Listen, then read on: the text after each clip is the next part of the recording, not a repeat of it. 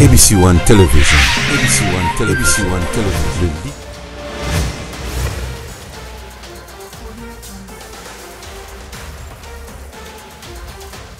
Madame, Messieurs, bonjour, bonsoir, bienvenue à ce nouveau numéro de votre émission Les Talk où nous prenons de grandes questions d'actualité, nous le mettons sur la table et nous en débattons avec les invités. Bande Kobalandi Mbote Labino Bansobo Kolandangai à travers Mikilia Poto partout, dans l'émission Nabino Oyo, Tolobelaka, Maïmatali politique et RP démocratique du Congo, vraiment tout sur vous là. Alors, Lelo Nazana et Sengo, Yako Yamba Moko, Yaba jeune, bien entendu. Azali jeune, aza analyste politique, Yenaye Toko Beta, Masolo, Matali politique, Yaripi démocratique du Congo. Alors bonjour Ndeko Merveille Kabamba. Bonjour Ndeko Jimmy. D'abord, oui. Moi na Congo. Yoza moi na Congo ya Ndembi. Na lobika moi na Congo. Cela m'a bilimbi sanga. Yoko kota na makambo ya ba Congolita ouais. Nga aza de père et de mère. Oui, de père et de mère. Oh, nga penda moi na Kasongolunda penza. Mais oui que des pères et des mères dirigeant beaucoup mais des résultats catastrophiques hein. Bon ça kasi Ouganda diriger tout le résultat. C'est simple. Alors, le quoi Congolais diriger qui bien. Te bon ça Ouganda. Ils apôtres ya Tchani. Te na ibiete. Kombo na yo kakai mais de vue boy nana. Non Tchani ibiete. Na yo kakai. Comment na ebo. Vous faites l'ironie ou comment? Na yo kakai. Comment na ebo nanite. Pas le problème, merci beaucoup. Alors, Merveille Kabamba, les lots communs, d'abord, tout ça, nous juste un aperçu général sur la situation à Mboka. Bon, Mboka, que vous avez mal pour Nayo en tant que jeune, ou Mboka qui est mabé. Bon, le col à mon coin est jeune, na botem na barumbu, na coli na barumbu, na bandivi na barumbu. En tout cas, s'il faut qu'on évalue bilan. Depuis l'élection, passation à pouvoir et salami, en tout cas, Mboka est l'école tonné essence. Depuis que Toko est na 4e cycle électoral, au Toko est en 2023, donc Mboka est l'école nini? Mboka est l'école tonné essence. O eza siko tonné essence eza awa, batu bazomela ba cigarette mupandi. O pasali ne peke bate bu abwaki kuna bu moto peli. Par là vous voulez dire quoi? Par là la nkolo bake Mboka oyo makambo ezotambola te. Surtout mingi côté ya ba jeune. Mingi côté ya social. Ba komi ko chosifier basi. Eza bien te. Eza malamu te. Faut koyeba nini oto ko sala po Mboka ekende liboso etambola malamu. Priorité eza nini. Très bien. Merci mesdames et messieurs, je rappelle Merveille Kabamba, analyste politique. Tant que jeune, tant que je Congo, Kara Congo, habit des pères et de mères. On est là. Alors, tu es dans l'isolo parce que Fongoli branchement il y a tout le monde qui Noël Chani, n'a rappelé, personne qui qui était, parce qu'on a rebisoyé Noël Chani, a eu moko ya bail politique, azali candidat malheureux il y a 2018, oui, bi candidat malheureux. Parmi candidat président il y a Zouakité, mais il y a la casquette, ok. A proposé loi sur la congolité des pères de mère, à verrouiller la fonction régalienne nyonso. Yo comme on a loi na pona yo. Ça vous a plu? Azana raison na ye? Eza rapport ou bien ayeka pour a positionnement pandeko Félix. Bon, ya ko luka positionnement pandeko Félix pona nini? Loi wana eza mabe eza pe malamu. To meka ko sangisa makambo nyonso po télévision zangonga. Loana normalement eza ebimi place ndeko pululu. Or eza ndeko Tchani ndeko pululu ne azaka kakana lo akenango na Assemblée nationale. Yango tozunda yango na zolo bela papa. Omoni herba yo ko pesa yo sac moko mema luka oyeba na kati sac wana eza na nini. Loi en soi eza bien, mais la personne o azanango azoko kako défendre yango te. La congolité oui, mais faut que que Congo ndeza boye ba immigré baza ebele. Sikoyo toke na point de vue mususu. Ba to ya MONUSCO baza awa ebele.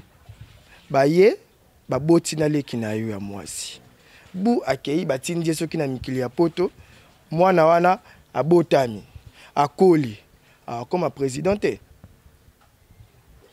ok c'est bon a commis président sikoyo pona ko diriger tozo bunda na Rwanda or papa ya mwana wana azalaki Rwandais ubo ke indépendable comme na mboka mobe ba koko ya mwana wana baza wana décision nyakozwa Congo eza ya ba congolais eza loi moko eza vraiment ya kitoko mais ezo senga vraiment sagesse ya makasi. Donc lokola Sénat baza wana au lieu Assemblée nationale ba meka ko débattre loi na bango moko et kozala mieux ba créer comité moko mixte ba meki ko évaluer nini comité mixte ni ya chambre basse na chambre haute ba lobeli ou bien base la kaka te que non loi na eleke ke na Sénat loi wana Assemblée nationale ba boyango moye ke na Sénat ezate non base wana ba benga ba sage ba vandi autour ya mesa moko ba tali nini autre ko longola nini autre ko bakisa po lobby to lobby okuna to regretter na ngote. Donc c'est vous voulez à ce que qu'on fasse juste une étude approfondie na question wana pour ne pas léser les uns les autres tout ça pour na yo za bongo non mais oui okoboya mutu oyo azana 50% a diriger mboka te. Qu'est-ce que balubi bayi étranger ba diriger mboka oyo quand même est-ce que ndeko tchane beti di banda wapi puis ndeko pululu a conduit karaye na niveau à parlement et azo soutenir c'est mabe wana penja azo protéger mboka quand même étranger à diriger mboka te ceux qui déjà osana 50-50 et que au lobby que non a tiki nationalité wana mususu d'office il y a 5 fera 100%. 100%. Ba o baza kuna pe baza ba 100% basali nini. Tanga mutu moko ya 100% oyo yebi. Basali nini. Toujours mona batu musu baza na ba 50-50 mais baza ba actionnaire numéro 1. Nous mona même l'état zo ke ni ko recourir place bato baza ba 50-50. Siko bato na 50-50 ba diriger mboka te po tchana yo ko loba ke loi na inde zali. Mais au Kolobani n'a bailli surtout ensemble en site hein, parce que ndeko Jakinda la paix a thème là qui les Cameroun parce que n'avait au bang ndeko ba ko kanganga te ba ko tout ba congolais OK bailli ensemble ba monaki que c'est comme si loi wana ya Tchani ezaki taillé sur mesure et zéro ciblé ba motona bango leader de façon que le roi baza 2023 za pembenya wa bailli ba ko zala wana po ndeko Félix atikala yemoko ba écarter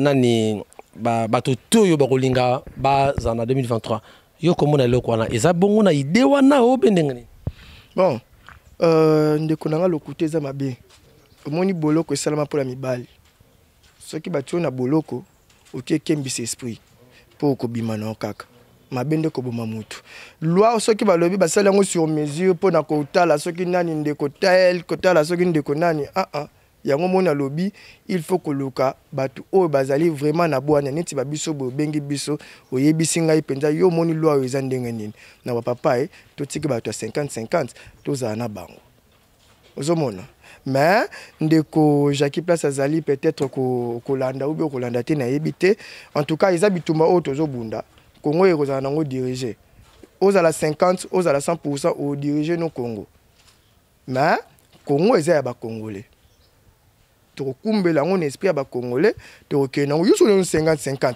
yeka n'esprit ba congolais au travail donc ndeko pululu a mis charge oyo azoyi ayebi fond na ngote il faut aluka moye moko akota na kati ya likambu ba longola ya kolongola ba bakisa ko bakisa po Congo ekende libre ndeko pululu to landa ki alobaki boye il a eu le temps d'étudier cette loi-là. Après ça, qui est à Kendagi Penda, à Tanyango, à Moni, s'est rendu compte que non.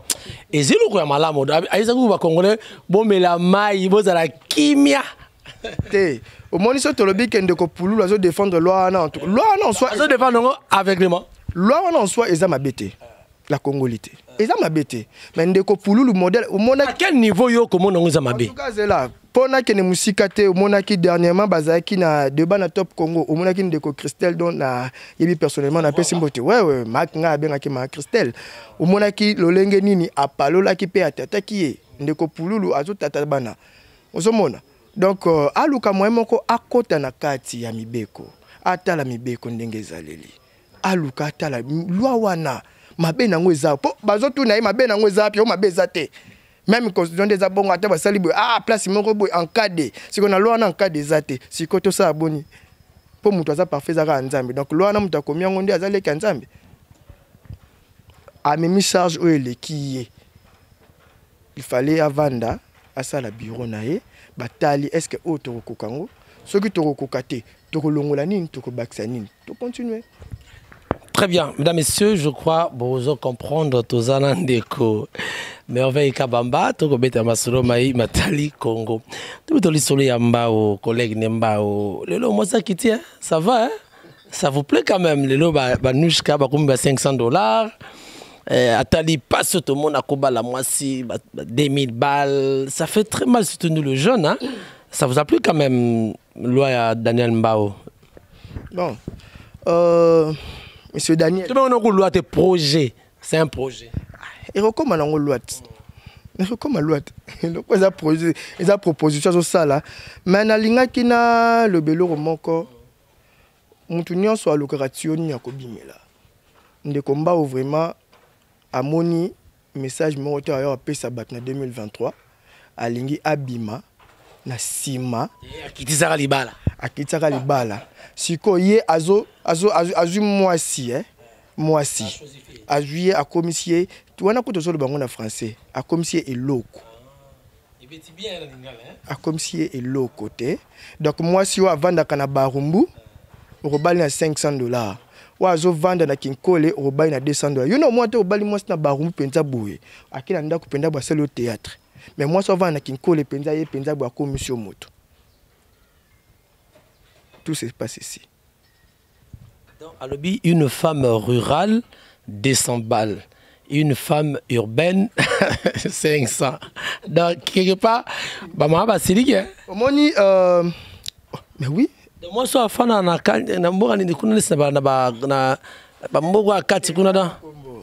la Tanga place ngolo ba papa.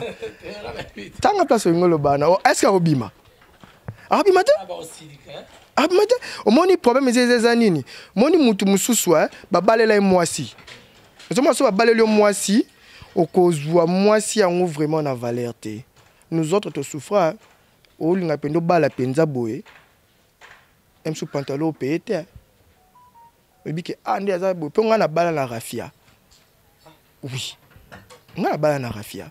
Yo pas si parce que yo balaka cher ne ba kitango au CP noté. Nga na bali cherté. Moni dot est symbolique. Parce que l'état moni ba biloko ngo tozolo ba faut ko tala conséquences ezanini. Est-ce que mba unda za na benga ba chef coutumier? Est-ce que asona chef coutumier nani? Est-ce que benga matadi kibala? Hein? Est-ce que benga ki ba chef coutumier? Mais dot est symbolique, c'est coutume. Donc na ko informer l'état.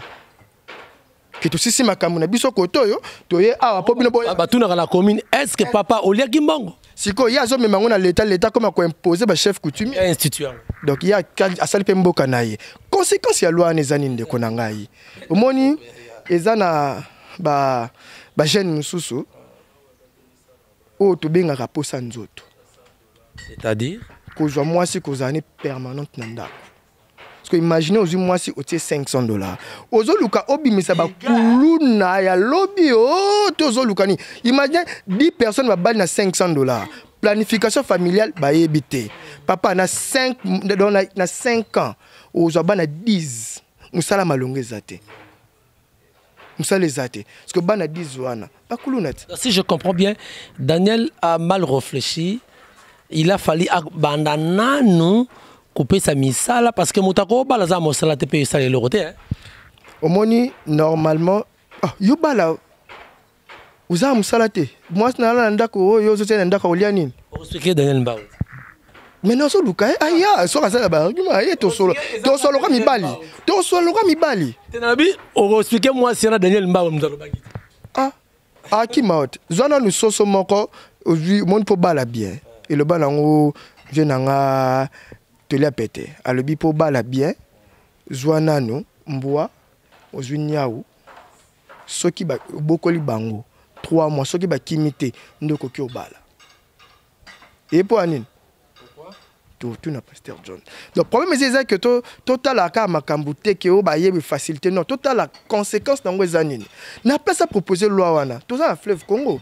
Il fallait au moins conditionner chaque président au bazoya que non, soko comme président na mandat na il faut au somba des bateaux de pêche. Au moins la fleuve Congo des wana.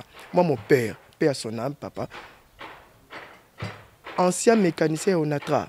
Moi, la fleuve Congo, au bandit côté, il y a PTF, au Niatibou, na bateau de pêche, au Komi Malouk, et au Balou qui tolère sous Thompson. Il fallait conditionner l'État. Ceux qui sont bateaux de pêche, ils ont travaillé, ils ont bateau, ils jeunes, ils ont 18, 19, 20. Vous avez et permettre à ceux qui sont jeunes, ils ont bal. Ils ont bal, ça me $500. Moi, je suis là. Noko ye mo otinde pa ke sani mo yibi ubeni cool. Et à des comme on peut parler boîte diffrésate penza boy. Moi c'est na boutou malade. Nous autres tous grâce peut-être on bosse quelque part. Le biki ah le bien tongo so na bimi. Non qui n'a jamais moi crédit mon boy. Et bon ce comme muto akenaka bali na penza boy. Na lo yenge mo boy. Place mo ezate mais aza mo na batua. Yango yo mona 5 heures la muki bo président. Président, il faut qu'on pense à la jeunesse. Qu'on forme nos jeunes. Qu'on forme les jeunes. Qu'on pèse les jeunes. On a mis ça là. On a $500. Ata vient dans l'ambassade. On a mis ça à 500. Ata ba institution yo bal zarate. Oh, yo te moi là. Oh papa. Non le bano yelanga $100 zo moi ngakende. Et ça symbolique. Oh, et ça c'est non. Et ça c'est ça symbolique. Là c'est $500. C'est comme mon colo et le beau-père n'a pas ça. Ah il le bala. Papa. Alors s'il faut donner un petit conseil par rapport à loi wana donner un bazo tala yo parce que alandaka. Oroyebisa nini. Ndeko Daniel, ceux qui ont un argument où ils sont solides, oyé plateau za awa. Solo la loi na essaye même pas et comme matin ensemble wana za ko kitisa batute de ba mikoneti mutoro vient boso ndaza bongo hein ake baba ordre du jour le projet à nini boy après bango pe va voter ngo eke na Sénat fait bat donc ils le mo sur leki Daniel hein bosali or ko sala yo wana eza boluki wana eza ba bomba retardement ba loi wana donc tozo compter na bande ko na biso beli ya peuple donc loi wana batango même pas na ordre du jour projet wana ba te ba vandela ngo mo biloko ezaka peno comme lettre mo bo posenga mo ba vandeli yango ba sala ngo bon. Très bien. Voilà, mesdames messieurs, je crois bien ceux qui n'ont pas accès au par rapport à loi wana Omoni d'autres eza consensuel hein, ils allaient entendement entre deux familles. Moi je crois que à mon avis et koki koza la pendia institué de telle façon de telle sorte que famille na famille za ndenge na so ke na balu batam so so bisa nga $200. So ke koto be c'est-à-dire mbongo pe balambela ka wana. C'est un peu qu'on réfléchir. On n'est pas contre femmes, mais moi je crois que ça demande beaucoup d'études sur cette question pour que je me rappelle qu'il y a des malades, je peut avoir raison pour que AIDP moi dépense, mais du moins à réfléchir en moment là. Voilà, Ndeko Tozo continue na biso, Ndeko merveille. Alors, Lelo Ndeko Félix à la Rakibiso Biloko Kita, Biloko Kita déjà. Bon, Biloko Kita oui hein. Mais procédure nous basala qui peut être quitter biloko de peur que l'économie est béba. C'est ça. Avion route babillé qui dit déjà ça va coup de chapeau hein, c'est bon hein. Sombi d'habiller Kinshasa Goma. Mais va fond de et le bambi déjà tous l'applicabilité là. Tu yango tozo zela ba tiango nan. Dans l'image mo ndeko moko le binanga azan aéroport auto smart que ce qui le Lubumbashi abi 195 à sombi atindi image. Avion ndeko na bango.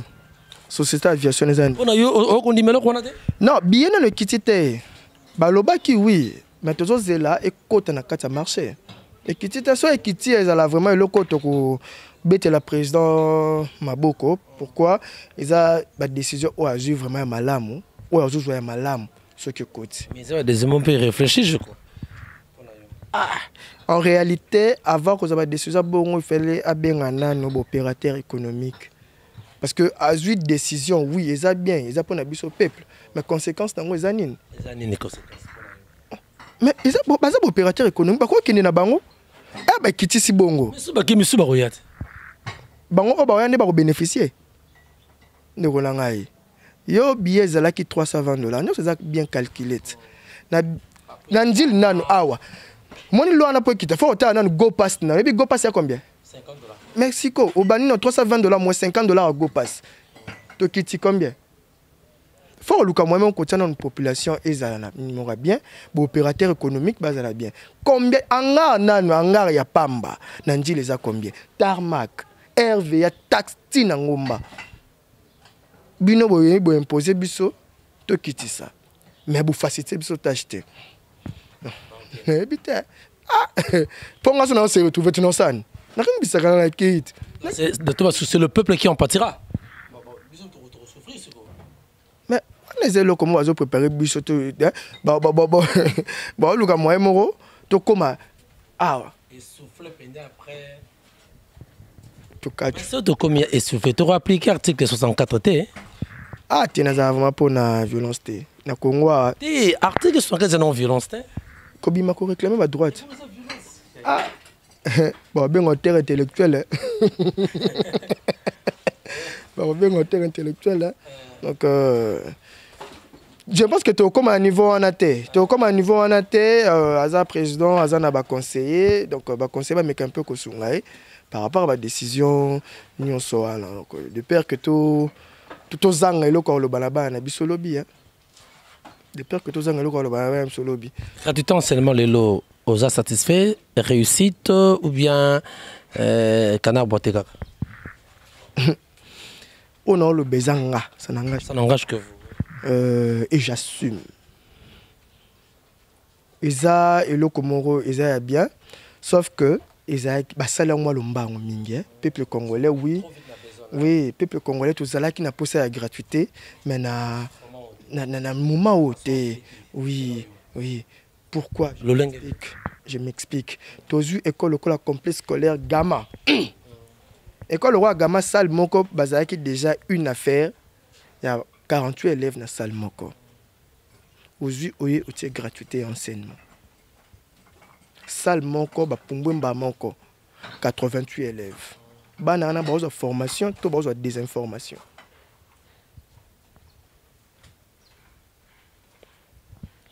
Et là on y bango banga ba sala. Soke zakinga. Ko cible be école ya l'état nit na ville à Kinshasa. Tozui na école ya on appelle ça comme Kimbuta na sur 24. Et ça placement et ça mounene complexe scolaire Kimbuta. Et ça oui. Place wana et ça na espace moko ya mounene. Avant gratuité, il fallait na no batonga na école ya l'état. Kotonga ko baksa ba salle de classe, kotonga même place moko tongi deux niveaux. Ozomona. Au lieu de surcharger salle moko bana misusu boke na basal misusu to tongite eloko moko te elika ewana bozimwa bozi vraiment elika commission ngo fele. Donc en tout cas quand balobaka quand on déboise il faut songer à reboiser pour éviter les déserts. Oui. Ouais. Il a fallu penser dans la construction, les locaux et puis la gratuité. Donc pour la gratuité pour nayo jusque là en tout cas zéro. Gratuité et salami pour gratuité et salami nango pour bana batangi bazui bon na yebité mais bana batangi na salle de classe monde so 88 na yebité biso ba auto tanga ba unikin auditoire moko bo tanga tilibanda formation tozako zo na mora classe T tous c'est le résultat bana ba salité na FEP nombre o ba biso bana participer tous la bana boni ba kozwa ndeto ko évaluer bien gratuité enseignement. Mais est-ce que lorsqu'il y a la gratuité enseignement ceux qui sikoyo corps enseignant paye baza vraiment confutama bien est-ce que tokoloba pe que la gratuité a réussi?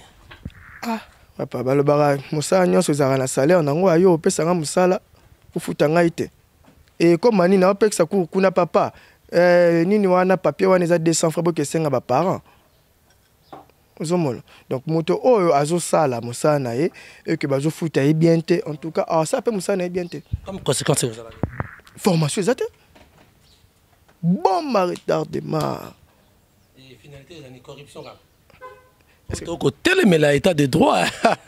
Mais corruption au Congo ils ont le parmi biloko chef de l'état zo luka moyemoko a longola yango. Corruption en tout cas qui moyibi ils ont bien été donc dès le bas âge déjà le bloc à Mickey ba gratuité enseignement ce qu'ils ont bien préparé té bana wana ba kola na moral nini bon c'est sa classe nenge nini 10 ans 20 ans mon ana comme beaucoup mestre ba monga ba wenze bande mon na ta.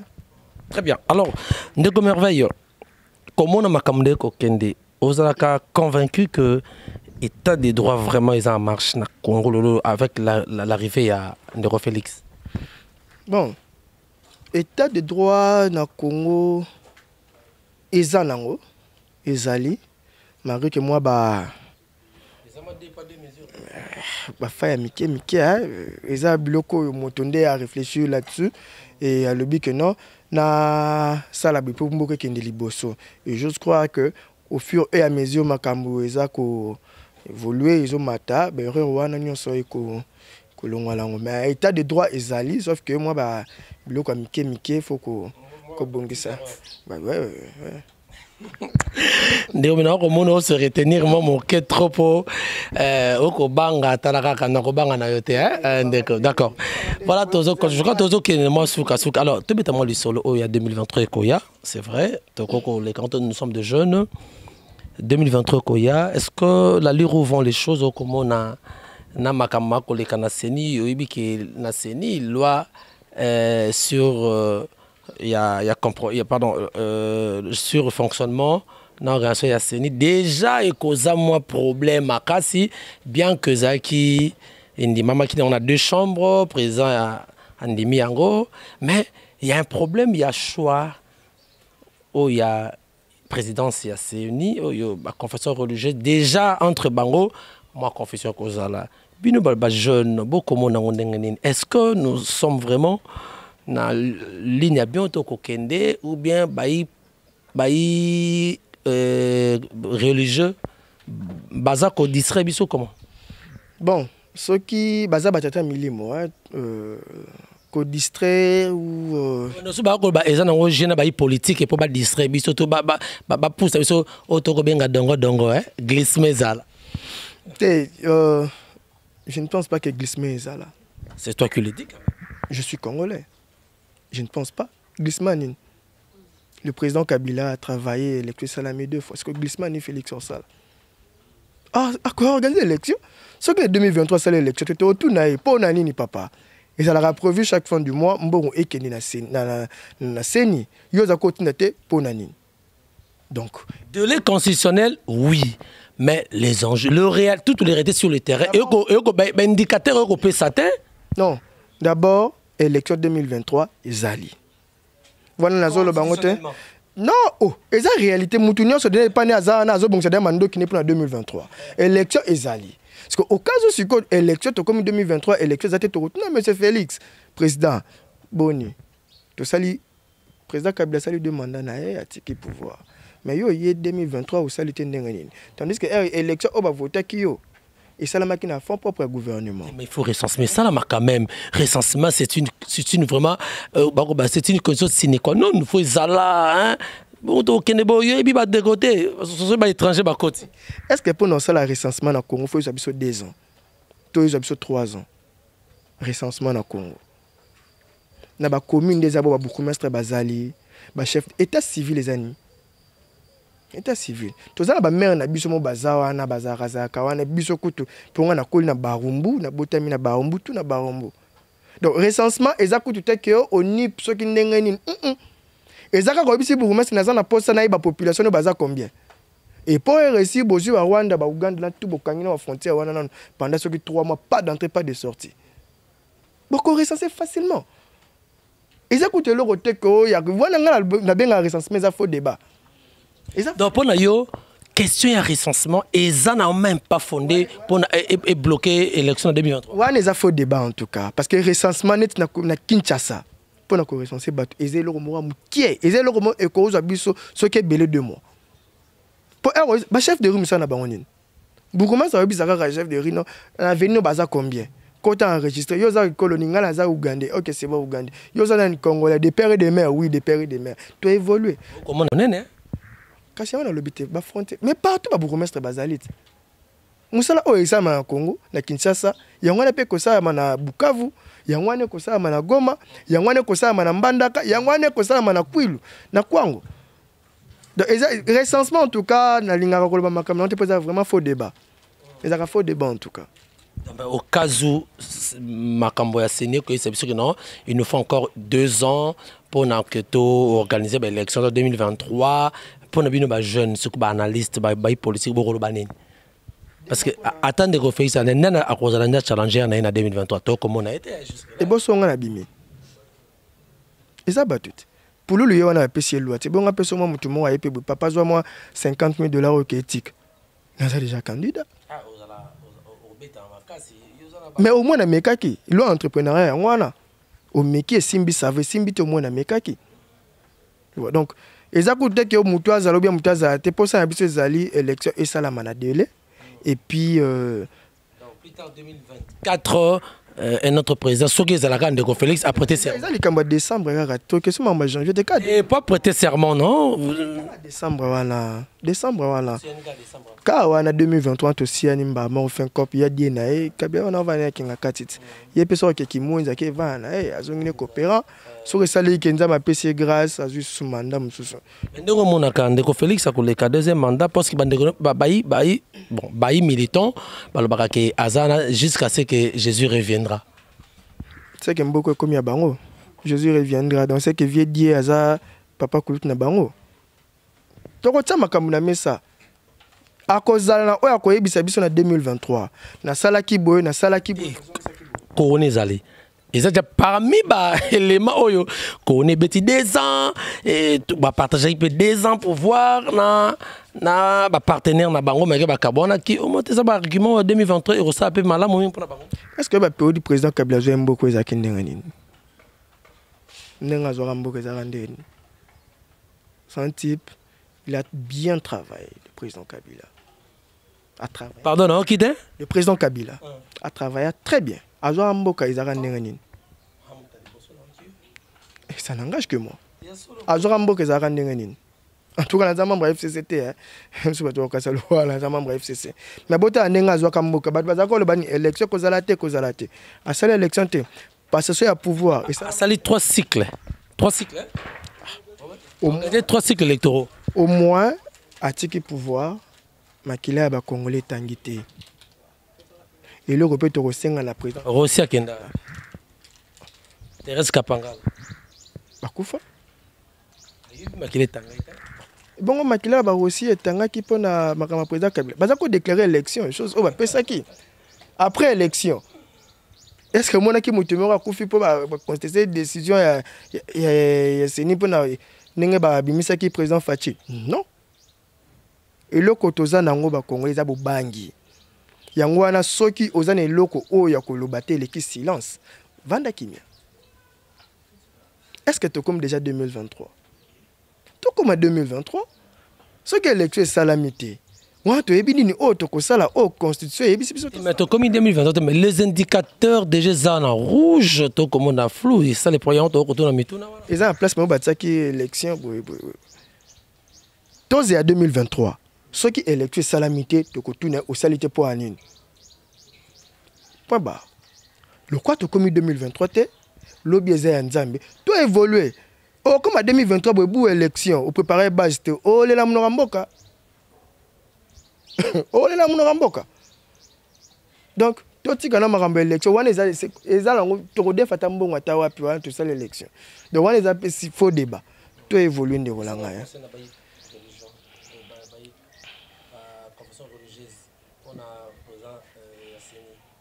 Bate Arabiso Bomoko.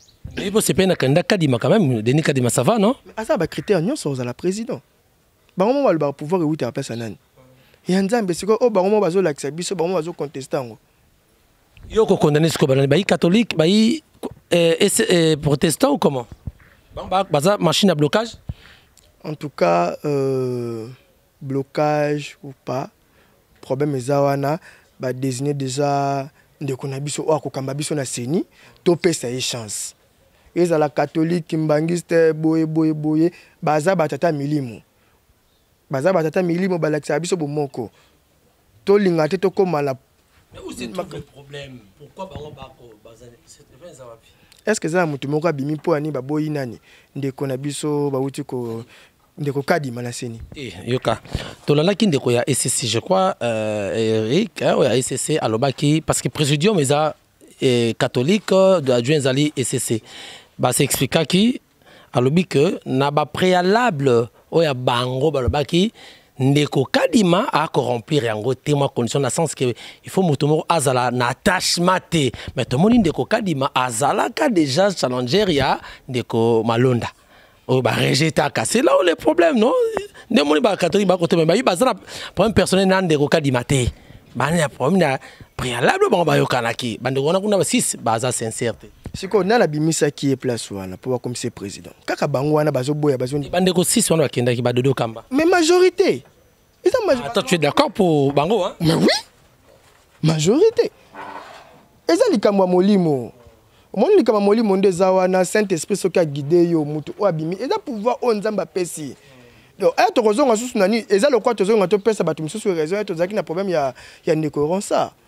En place wana seni ezosenga expertise ezala ya makasi mutu akoya wana aza mutu o ayebi déjà makambo yango ndengeza il y a une appartenance ya koto ya ndeko Félix pour baboya ka malonda bi babi malonda akozala akochela nde ba FCC nzela nde batemera ezaka peka 2 contre 6 o peka yeba ko bongisa ndeko Félix nzela siko to komi wapi eloko yo soki tobandi kolanda ye aza ndeko ya boye ye aza boye azongisaki asalaka na boye yango nde ça peut-être 2023 tous arrêter yo sala ba élection ba voter ye oui bureau est-ce que osala ye moko akoza pena batu misusu donc tout peut ça y chance boti que l'état soka sali mabe là tout moni que non asali mabe c'est que vraiment ça qui ne doit pas faire.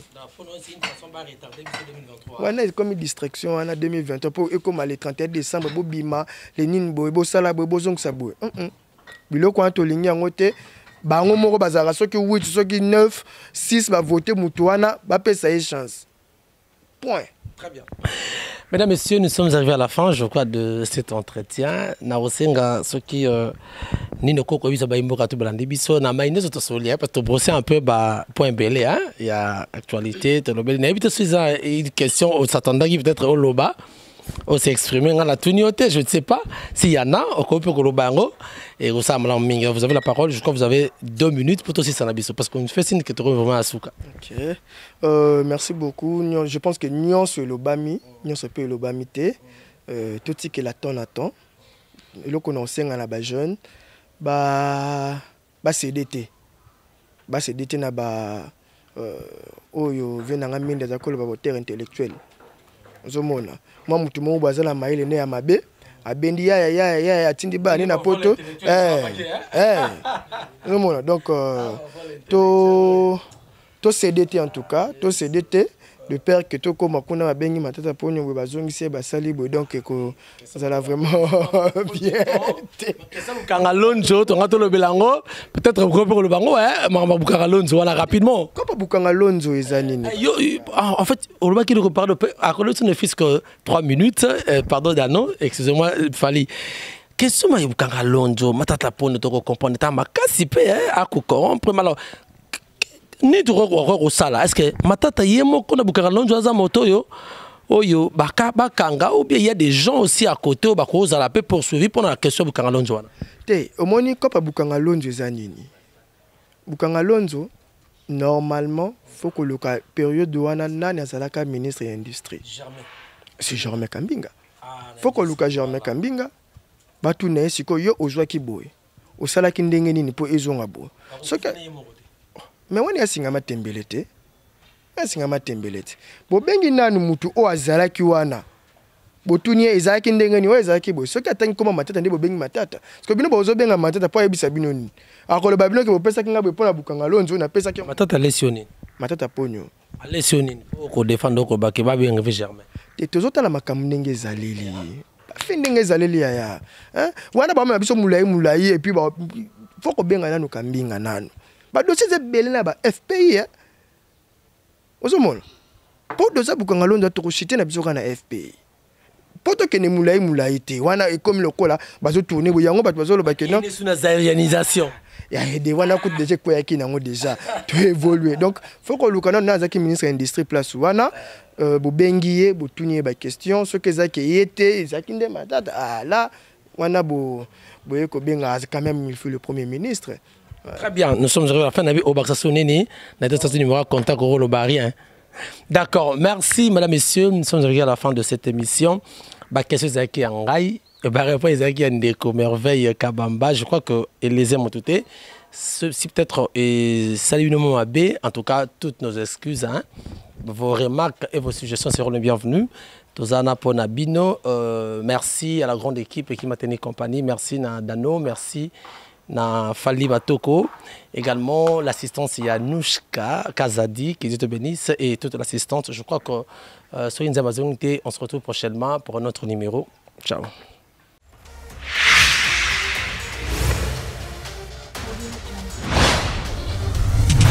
ABC One Television. ABC One Television.